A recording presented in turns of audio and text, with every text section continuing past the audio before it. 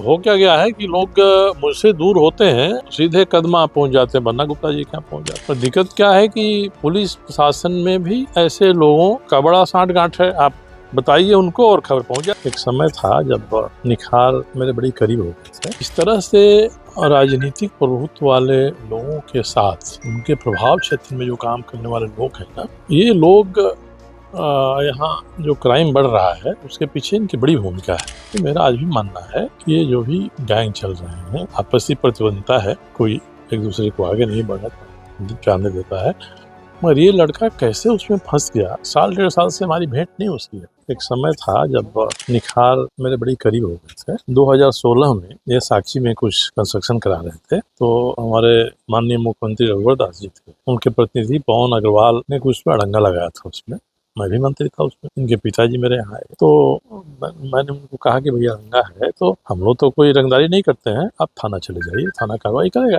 थाना गए, शाम को फोन किए कि तो हमारे बेटा को ही हाजत में बंद कर दिया। सरहू का दिन था, मैं सीताराम ड्राइवर थाना गया, प्रेस के लोगों को पता चल गया, बड़ी संख्या में प्रेस के लोग आ गए, प्रेस पर लाठीचार्ज हुआ और हमको बोल दिया कि थानेदार तो है नहीं थाना में, कहीं बाहर गया। मैं आया तो घूम फिर के तुरंत 5 मिनट में पहुंचा।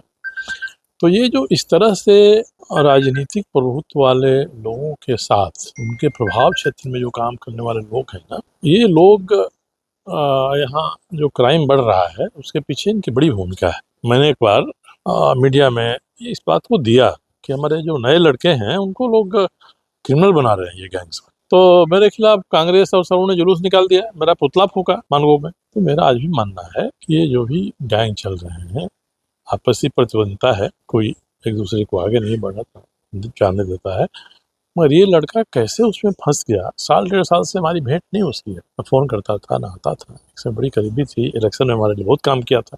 तब ऐसे लोगों के चंगुल में चले जाते हैं लोग नासमझी में, तो गैंग के सरदार कौन है, शिकार कौन होता है। जमशेदपुर में शासन प्रशासन डीसी इनको अपने खुफिया तंत्र से जो सूचनाएं मिलती हैं उसके आधार पर एक्ट करना चाहिए। यहाँ नहीं हो रहा है, बहुत बड़ी कमी है। तो मुझे लगता है कि ये घटना एक सबक है शासन प्रशासन के लिए भी, यहाँ के नौयुवकों के लिए भी, कि हम अपना रोजगार करें, अपनी सीमा मर्यादा में रहकर करें। एक बेकती महत्वाकांक्षा के साथ हम किसी दबंग के साथ जुड़ के समाज में अपना रोबदा बढ़ाएं और इस तरह के में शामिल हो, ये नहीं होना चाहिए।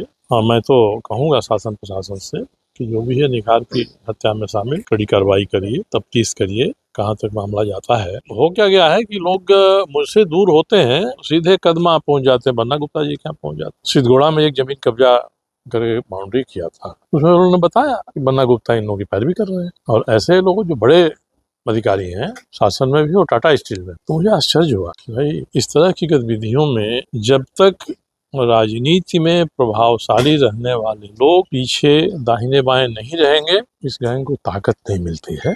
ये अच्छा बच्चा, अच्छा लड़का था, तो मैंने शासन प्रशासन को मिलकर सारी बातें बताई हैं। पर दिक्कत क्या है कि पुलिस प्रशासन में भी ऐसे लोगों का बड़ा सांठ गांठ है। आप बताइए उनको और खबर पहुंच जाती है उनको। तो इसलिए मैं तो सबको सलाह दूंगा कि भाई अपराधियों की उम्र कम होती है, गैंगवार में रहने वाले ऐसा नहीं कि पूरे जीवन बादशाह रहते हैं, 40-50 की उम्र तक दबदबा रहता है। इसलिए सबको सोचना चाहिए, अपने बूते पर काम करें, व्यवसाय करें, स्वतंत्र रूप से करें, ताकि ऐसे लड़के आगे किसी का शिकार ना हो। क्योंकि हमने सोशल मीडिया पर इन लोगों की पोस्ट को पढ़ा है, वो पोस्ट देखकर ही तकलीफ होती है।